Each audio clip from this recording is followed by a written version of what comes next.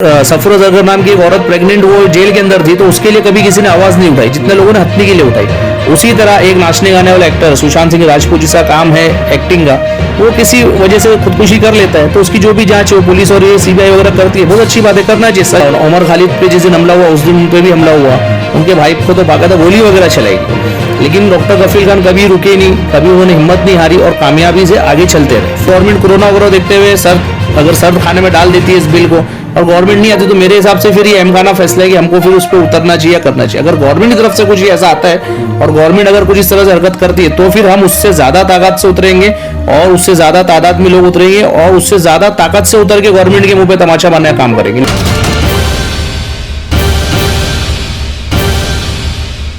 आमना सामना मीडिया में आप सभी दर्शकों का स्वागत है। इस वक्त हम मौजूद है कुर्ला में, और कुर्ला में हम यहाँ पर मंसूर शेख के यहाँ पहुँचे हैं।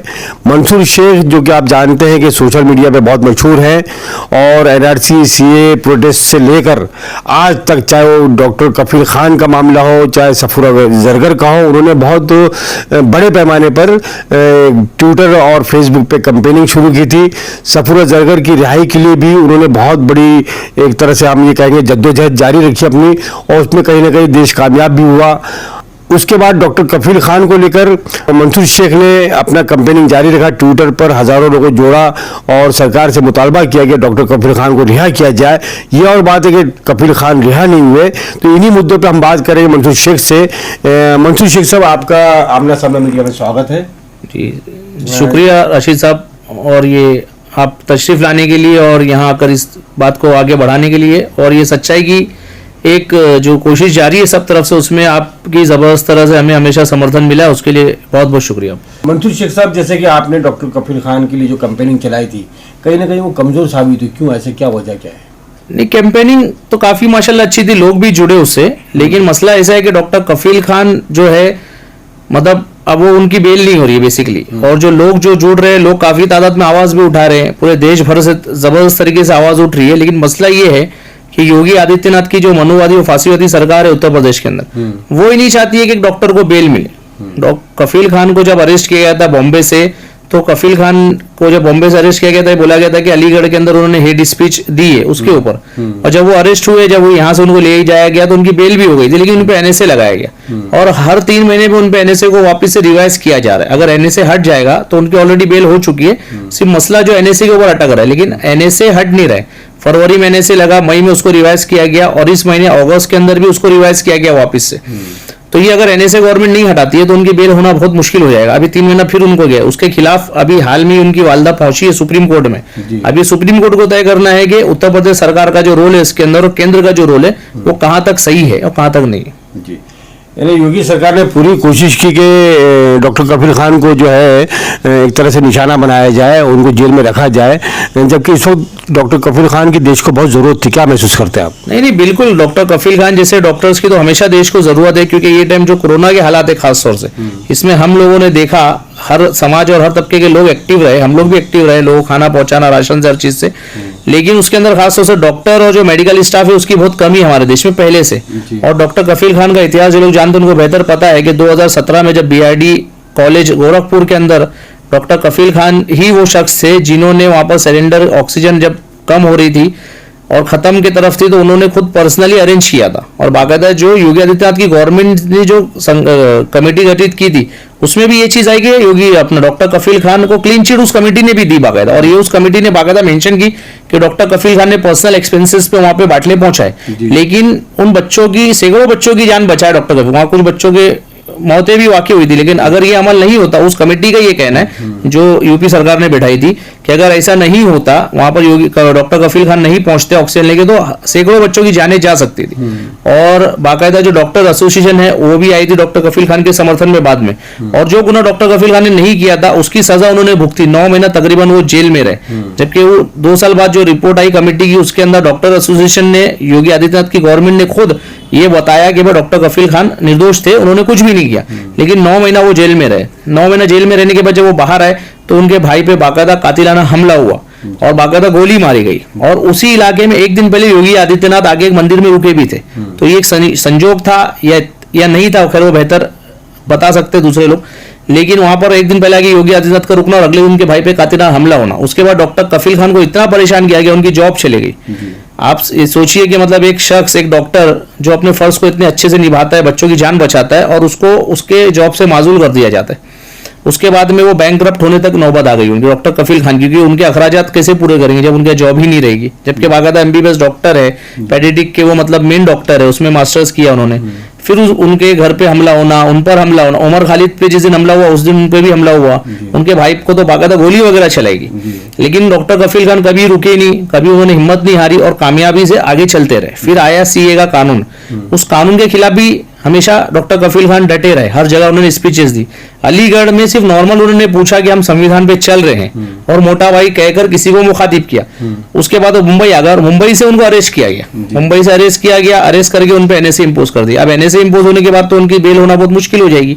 एनएसए तो नेशनल सिक्योरिटी का मामला है, नेशनल सिक्योरिटी में ऐसा कुछ काम ही डॉक्टर कफील ने नहीं किया है जो नेशनल सिक्योरिटी का आता है। उन्होंने किसी भी किस्म का ऐसा कोई अमल नहीं किया, उन्होंने बच्चों की जान बचाने का काम किया। उन्होंने सीए के खिलाफ आवाज उठाई, जो एक काला कानून है, हर कोई मानता है कि वो काला कानून है, और हर इंसान का, हमारा कॉन्स्टिट्यूशन हक है कि हम अगर गवर्नमेंट से किसी भी मामले में इत्तेफाक नहीं रखते तो हम अपनी आवाज को बुलंद कर सकते हैं उसके अंदर। अब जैसे कि अप्रैल से शायद ये सीए एनआरसी के का पूरा प्रोसीजर शुरू होने वाला था, उसके बाद में कोरोना वायरस और लॉकडाउन हो गया, तो वो मामला पूरा कहीं ना कहीं दब गया। और सारे जो आंदोलन चल रहे थे, शाहीन बाग हो दिल्ली का या भिंडी का, हमें पता है कि आप दिल्ली तक गए थे शाहीन बाग में, वहाँ पर भी आपने जाके एहतजाज में शामिल हुए थे। अब 5 महीने में जो है इस तरह की कोई बात सामने नहीं आ रही है, लेकिन अब जो एक बयान आया है कि एडवोकेट महमूद पराचा साहब, उनका कहना है कि अब हम अनलॉक की तरफ जो ये देश जा रहा है, अब सारे हालात नॉर्मल होते चले जा रहे हैं, सारी एक्टिविटीज़ भी हो रही है। शायद हो सकता है उनके जहन में वो हो कि 5 तारीख ये अभी जो पिछला शिलान्यास कराया गया वहाँ पर जो ना ये राम मंदिर का, तो वहाँ पर तो सारी छूट दी गई, वहाँ कोरोना वायरस नज़र नहीं आया, वहाँ पर लॉकडाउन नज़र नहीं आया। तो शायद मुझे ऐसा लगता है कि महमूद पराचा ने उसको देखते हुए कहा हो कि एनआरसी सीए का आंदोलन फिर से शुरू किया जा सकता है। तो क्या ये वक्त है कि फिर से आंदोलन शुरू किया जाए? नहीं, अभी तो जिस तरह के हालात है, जिस तरह से बेरोजगारी और मंदी का दौर पूरे हमारे देश के अंदर है, और जिस तरह से कोरोना आने के बाद में मतलब पूरे, अगर आप पूरे वर्ल्ड का डेटा देखेंगे तो किसी भी मुल्क में रोजाना 50,000 से ज्यादा, जहां पर 25-30 लाख केसेस यूएसए में, अमेरिका, ब्राजील में हुए, वहां पर भी डेली 50,000 केस क्रॉस नहीं कर रहे। लेकिन हिंदुस्तान के अंदर आज आप देखेंगे 62 और 60,000 से डेली रोजाना केसेस क्रॉस हो रहे। तो ये बहुत गंभीर समस्या है। तो पहले तो हमको इससे निपटना चाहिए, पहले तो हमको हमारा पूरा एफर्ट लगाना चाहिए। कोरोना अभी हमारे से खत्म हुआ नहीं है, कोरोना बहुत बड़ी तादाद में 20-22 लाख हम लोग ऑलरेडी हो चुके हैं, डेली 60-70 हजार केसेस आना ये बहुत ही गंभीर बात है। हो सकता है 10 दिन में हम लोग 10 लाख पार कर जाए, और मतलब 3 मिलियन हो जाए हमारे हिंदुस्तान के अंदर। और हिंदुस्तान की आबादी बहुत ज्यादा, इंफ्रास्ट्रक्चर बहुत लिमिटेड है, मेडिकल स्टाफ लिमिटेड है, हेल्थ केयर के ऊपर इतना गवर्नमेंट का किसी का ध्यान नहीं है। तो फिल वक्त तो हमको जरूरत है कि हम लोग इस तरफ ध्यान देंगे, हमारे देश में कोरोना को हम रोके, उसके एहतियात करें, हम जो भी उसमें एहतियात है वो सब करें, क्योंकि गवर्नमेंट कंप्लीटली फेल हो चुकी है लोगों की देखभाल करने में। जब लोग लॉकडाउन के अंदर थे तो गवर्नमेंट ने उनको कोई हेल्थ केयर का नहीं दिया। मैं केएम हॉस्पिटल भी गया हूँ, नायर भी गया हूँ, मुंबई में तकरीबन हॉस्पिटल, कब्रस्तान, लोगों को घर से निकाल के मैयतें उतारने से लेकर हमारी टीम ने अल्हम्दुलिल्लाह सब काम करी। तो हमने उसमें देखा गवर्नमेंट तरफ से कोई मदद नहीं थी। गवर्नमेंट तरफ से एम्बुलेंस आती थी, उसमें एक आदमी भी नहीं होता था बॉडी को हैंडल करने। जबकि कोरोना वाली बॉडी आपको पता है, अभी हमारे यहाँ पे एक मसला हो गया था बाजू की बिल्डिंग में, तो उसमें भी कोई नहीं था, तो लोकल लोगों को करना पड़ रहा था, जबकि लोकल लोग खुद बच रहे थे हर चीजों से। इस मौके पे एनआरसी सीए का जो एहतजाज इसको जारी करना चाहिए कि नहीं? इस मौके पे मसला वही है भाई कि जब ये इतने सारे मसले हैं और ये कोरोना का जो बहुत बड़ा भी मसला चल रहा है, तो पहले इसको हैंडल करना चाहिए। और अगर उसके बाद गवर्नमेंट की तरफ से एनपीआर के ताल्लुक से, क्योंकि एनआरसी तो एक अलग चीज है, वो तो बाद में होगी, सीए तो एक अलग कानून है और ये कानून बन चुका है, लेकिन अभी उसमें सबसे पहली घड़ी एनपीआर की। तो अगर नेशनल पीपल रजिस्ट्रेशन का गवर्नमेंट काम शुरू करती है, जनसंख्या अगर करती है, सेंसेक्स करती है, जो 1948 का कानून, इससे हमको कोई आपत्ति नहीं है। लेकिन जो अभी नया कानून एनपीआर का लाई है गवर्नमेंट ने इसके अंदर एनआरसी में, और उस बाकायदा एनआरसी के बायलॉज में लिखा हुआ है कि NPR is the first step towards NRC.